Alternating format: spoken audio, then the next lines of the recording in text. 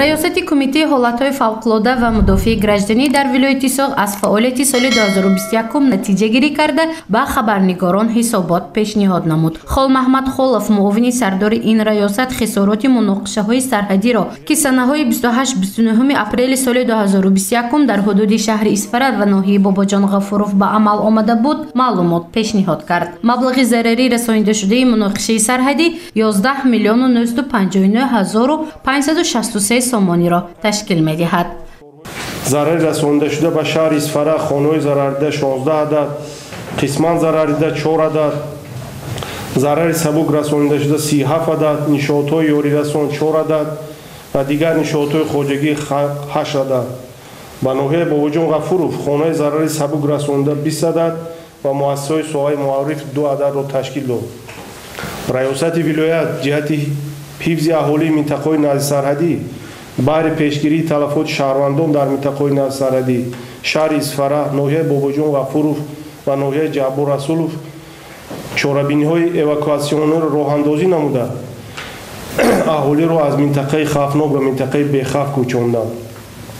ба 14 оилаҳое ки хонаи истиқоматиашон пурра зарар дида буд, хонаҳои истиқоматӣ нав бунёд гарда бо тамоми таҷҳизоташ супорида шуд.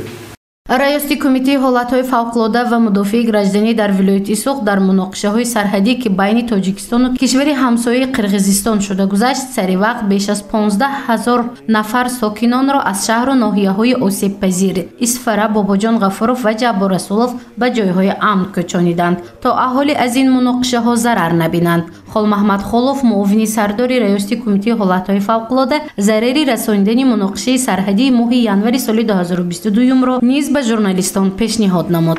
барои ҳамин зарар аз ҷониби комиссияи ҳолатҳои фавқулодаи шаҳри Исфара муайян карда шудааст ки дар натиҷаи он муноқишаҳое ки дар моҳи январи соли ҷорӣ ба вуқӯъ пайваст, дар умум 27 хонаи истиқоматӣ зарар диданд. Инчунин дигар иншоотҳои хоҷагии халқ, иншоотҳои ёрирасон, соҳаи барқ, инчунин як автомашина ёрии таъҷилӣ,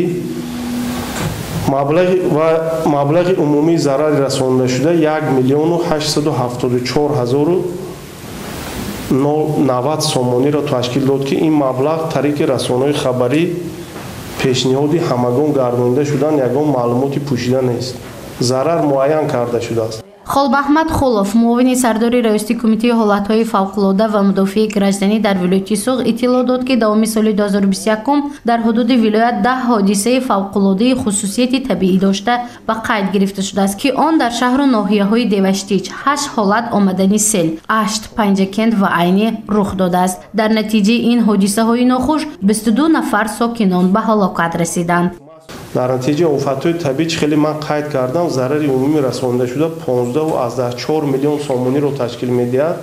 аз он ҷумла гуфтем ки дар натиҷаи омадани сел хеле ҳамагон маълум аст, дар шаҳри Панҷакент, дар ноҳияи Деваштич, Кӯҳистони Мастчо, ноҳияи Айнӣ, умуман дар омадани сел зарари асосӣ аз сел аст ки дар ин ноҳияҳо ба қайд гирифта шудааст.